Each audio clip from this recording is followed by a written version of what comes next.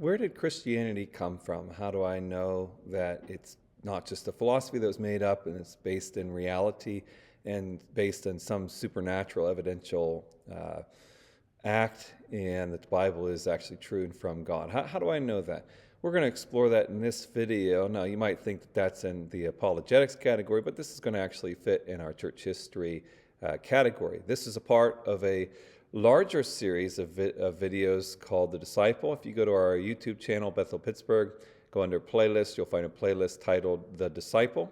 And in there, you'll find that the video titles will say The Disciple and then a category after that. That category is how we organize the playlist so that you can navigate throughout the playlist to the categories you want to look at.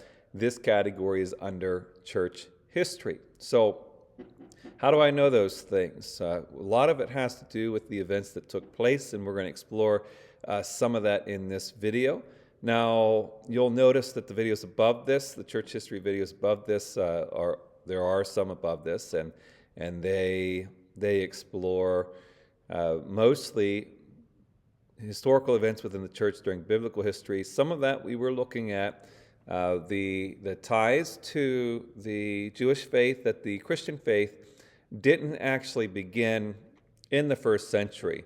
That's when it got its name. That's when it got a more fuller revelation of what it is that looks more similar to the Christian faith today.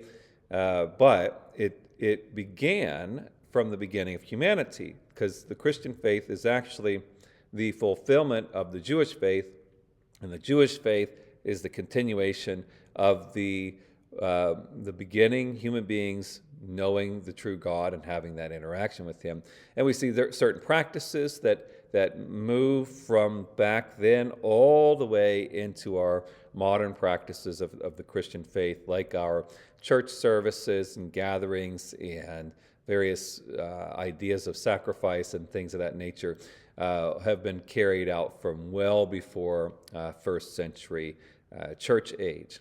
And we see that we were moving towards that the church was rapidly expanding throughout the Roman Empire in the first century, and great things were happening, and the apostles were writing letters and organizing things, and you start to get a hierarchy and an authority structure within the church, and different things were getting implemented. And all of a sudden, a lot of that stuff came to a complete halt, and you reached an immediate end to the writings of Scripture, with the exception of, because we're entering into the 60s and 70s AD.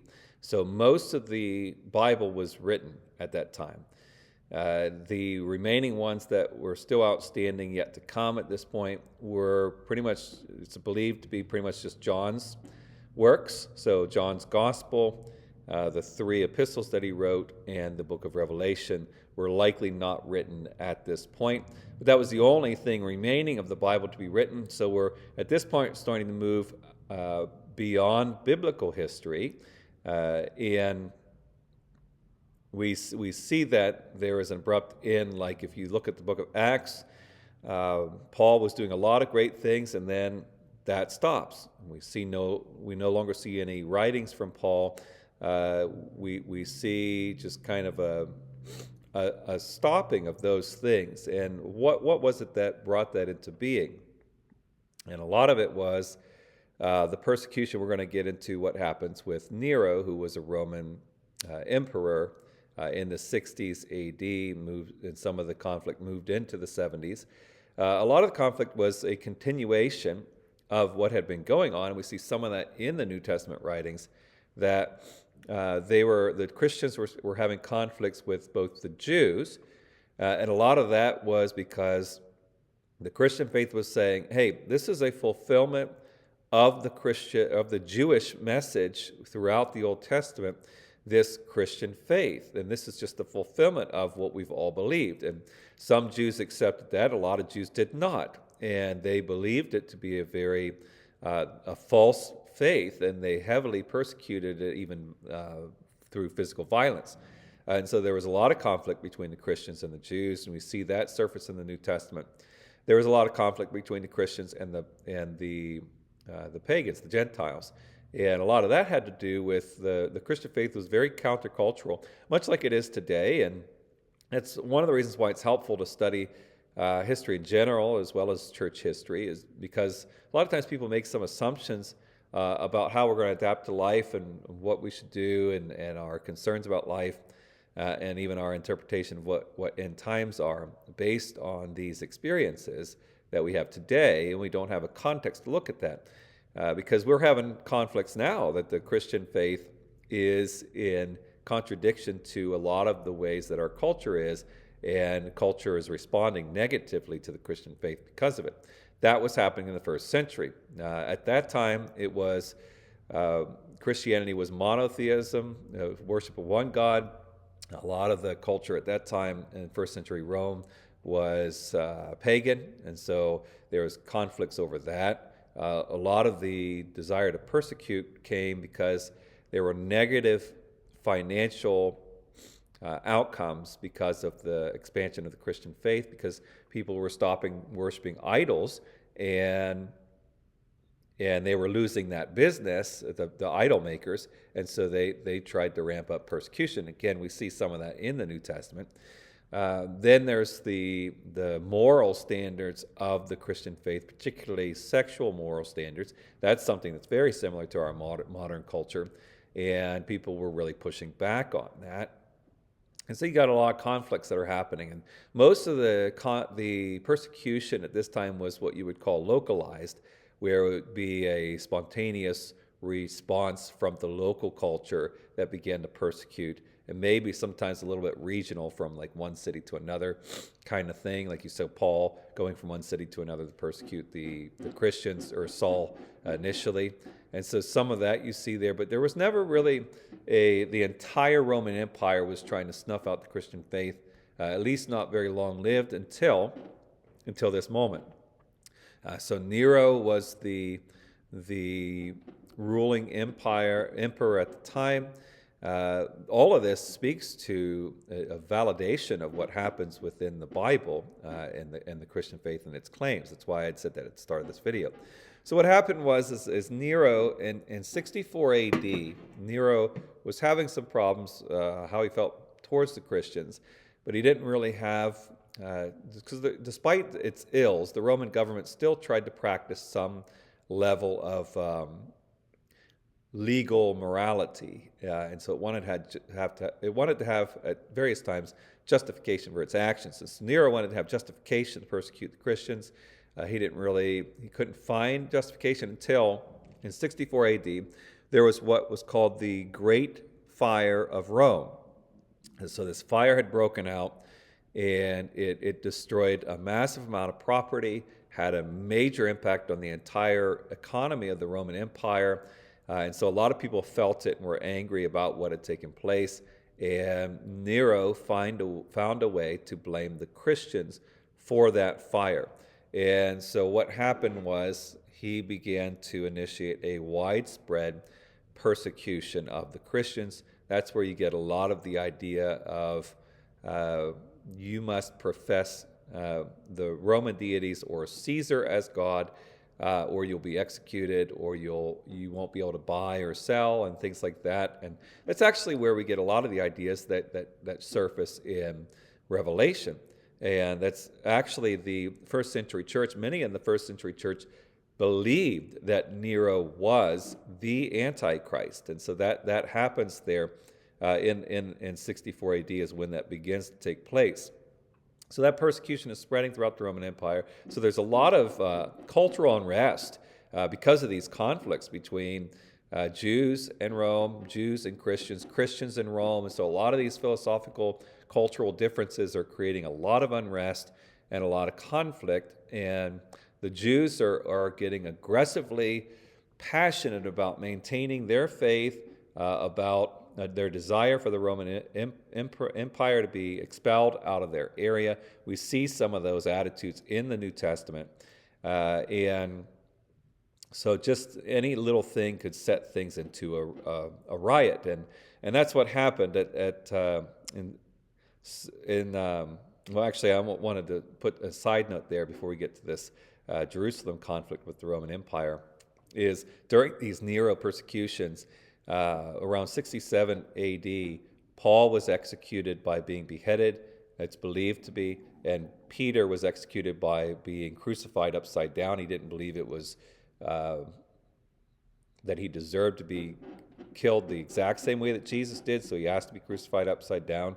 So he got crucified upside down, and then he died. So Peter and Paul were removed from the church through death at this point, and that's a big reason why, and they were the pillars of the church at the time, so a big reason why the church kind of went into disarray and panic mode. It was still spreading. They were resisting persecution. They still had strength and leadership to a degree, but that's why we don't see any more rioting happening at this point, because they're on emergency scenario at this point.